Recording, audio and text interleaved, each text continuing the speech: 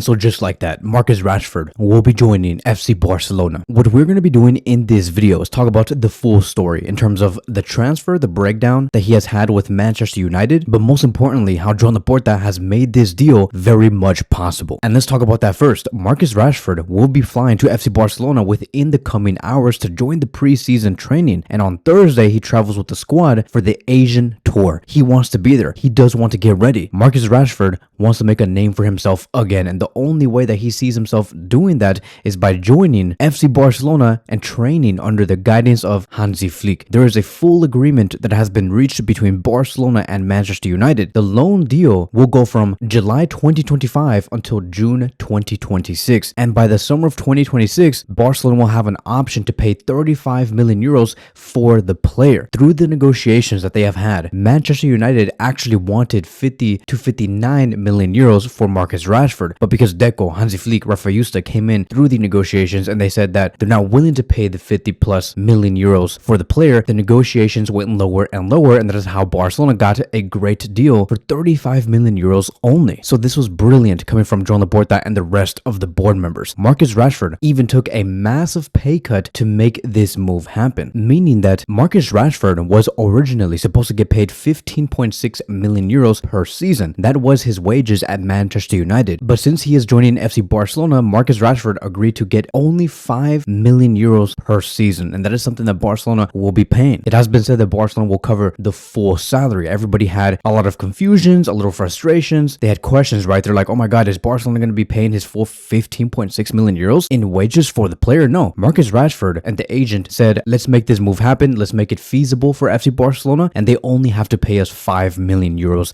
net. And yes, that also does mean that Manchester United do not have to pay a single dime because his wages overall is much lower now. These are early signals that are showcasing that Marcus Rashford is here to play football. He's not here to make the most money, get as rich as possible. Marcus Rashford does want to revive his career. And if he's really that committed to joining FC Barcelona, where you're also willing to reduce your salary by 3 times, I can't wait to see how he does perform under Hansi Flick after a few weeks. I really do think that he's going to be doing something special here. Now, why did Barcelona go after Marcus Rashford and not Luis Díaz? That is because Barcelona viewed Luis Díaz as too expensive. Liverpool were asking for 80 to 85 million euros, and the max Barcelona were willing to go for a left winger was 60 million euros. And that is why Barcelona pivoted to Marcus Rashford, because he was more affordable. They saw that he was still versatile and a player willing to come, and did not want to negotiate with any other club. Luis Díaz wanted to negotiate with Bayern Munich and also FC Barcelona, and that is why Joan Laporta said Marcus Rashford is the safer bet. He can play on the left wing position, on the striker position, on the right wing position. The depth that he will be able to bring to us is going to be so necessary, because it was one of our issues that we had in the attack last season, and that is why Flick pushed for this signing directly. Hansi Flick's vision is very clear. He wanted Rashford immediately and before the preseason. He said back in May, by the way, that we have to bring more options to the team and more quality, and Deco does know this, and I'll support him. And then as for Rashford himself, right, the player was never really a problem. Rashford always dreamt of playing for FC Barcelona. Deco was tracking him for over a year, and Rashford's brother, who was also his agent, held talks with FC Barcelona, and Rashford said in December that he was ready for a new challenge. The reason why he wasn't able to get well with Manchester United in the final months is because he was basically exiled. It did seem like the new coach that took over from Man United, who was Amorim, he did not really like the player, and he made him train alone for a few sessions. And it even came to a point where he was not even in United's squad in the final few months, which ultimately led towards him getting loaned out to Aston Villa in January 2025. And through those 5 to 6 months that he has spent with Aston Villa, he scored 4 goals and provided 17 assists until he got his hamstring injury, which ended his season early. And I know that it does seem a little confusing on why United would let him go and why Amorim did not like the player, but it's a mix of multiple factors. Like, there were training issues. There was this nightclub incident that happened between October 2023 and also January 2024 that United did not like. It has also been said that there were some public clashes with Ten Hag and Amorim. There were some tactical misfits in the new system, and that's why the agent was like, okay, we gotta let this player move away from Manchester United because too many things is going on. Now, it also does not mean that Rashford never worked at Man United. No, there was a point where Rashford was the main star of the team. Going back to the 2022-2023 season, that was his peak. He had 30 goals in all competitions. He scored versus FC Barcelona. I don't know if you guys remembered, but it was in the Europa League. He also won the Carabao Cup. He was named as the player of the year at Man United. United, all PL fans voted him as the player of the season as well. He was really electric. Like, can you imagine scoring 30 goals and then also providing 12 assists on top of that? He was amazing. And through those games that he played on that season, he played as a wide forward in transition. And Ten Hag always gave him the ability to run through spaces and was fed by Eriksen and Casemiro. And the reason why Marcus Rashford was amazing is because Ten Hag gave him the confidence. And Marcus Rashford had all the confidence in the world when he had to go up against multiple different defenders. And I do think that he's going to have the exact same experience under Hansi Flick. So I do believe that Barcelona are signing a player that wants to prove a point. I think that he'll give it his all to make sure that he is successful. Now, to give you guys a better understanding on who Rashford is and how he does compare with other players and other wingers, we're first going to compare Marcus Rashford to Lamine Yamal and Rafinha, which will be on the left side. You can see that Marcus Rashford is the blue, Lamine Yamal is the red, and Rafinha is green. We are comparing the crosses, key passes, assists, dribbles, carrying, and everything in between. As you can see that Marcus Rashford is not an improvement on top of Yamal and Rafinha. He's not better than either of these two players. But here's the thing, Yamal and Rafinha just came off of a record-breaking season. They were amazing. Both of them. They were like on steroids. Hansi Flick got the best out of these two players, and I think that it does seem a little unfair to compare Yamal and Rafinha from last season to Rashford's last season, where he really did struggle between United and Aston Villa. But it just does give us a general idea on where Rashford is at right now and how much he could improve and where he does need to aim. He can get much better in key passes and compete against Yamal and Rafinha, much better in crosses, much better in assists, much better in non-penalty expected goals and expected assists. Flick is looking at Rashford and saying, I'm not bringing in a player that is set and ready to destroy. He's bringing in a player that has a lot of room to grow and can maximize the player to become world class. Then when we compare Marcus Rashford to the other two targets that we had over the past 4 to 5 weeks, once again, very underwhelming when compared to Luis Díaz and Nico Williams. As you can see, Nico Williams bosses everything in terms of crosses, carrying the ball, dribbles, assist, etc. The only thing Luis Díaz does beat Nico Williams on is non-penalty goals and non-penalty expected goals plus expected assist and nothing more. And then you have Marcus Rashford, where I think that the only way he can see himself competing against these two players is through key passes, but that's basically it. Like I said, Marcus Rashford is going to get much better, but how is that going to look like? Where does Rashford need to play to get the best out of himself? Which is going to lead us towards the last section of this video. How do I expect Marcus Rashford to function within the 4-2-3-1 system and where he does play? I believe that Marcus Rashford has two options. He can play on the number 9 position easily because he has experience there and play right in front of Lamine Yamal, Olmo, and Rafinha, with Pedri and Frankie also being there. I think that it will give Rashford a lot of service, right? Rafinha's crosses, Olmo's through passes, Lamine Yamal also linking up for the 1-2s. It's going to be amazing. Rashford is going to have the best time of his career if chemistry can be built here. And then we also do have the second option, which will be on the right side, Lewandowski as the striker, which I believe is most likely going to happen, right? I think that this is going to be our main starting 11 with Rashford on the left wing position, where he also does play, and with Rafinha in the number 10 position. This is exactly where Hansi Flick wants to place Rafinha for the next season. And then of course we have Yamal on the right, Pedri and Frankie behind Rafinha, and I think that a lot of damage can be made here. I think that Rashford has the ability to really be dangerous on the wings and form a great partnership with Alejandro Balde. Bro, England fans are going to be eating for next season. Like, really think about that. They're going to be able to see Marcus Rashford go up against Trent Alexander-Arnold, another English player. And then you have Bellingham also in the mix, going up against Pedri and Frankie de Jong, 3 total Englishmen in a Clásico, which I believe has not been seen ever in history. I believe that this also does speak well with the England national team and how many great players are on the rise. But all in all, I am very, very excited. I cannot wait to see what Marcus Rashford has in store for us and how Hansi Flick does plan on utilizing the player. Let me know in the comment sections down below. What do you think about this signing? Are you excited? Does the signing of Marcus Rashford make you believe that the attack is now okay and we can move forward towards other areas to reinforce? Thank you guys so much for watching, and I will see you guys in the next one.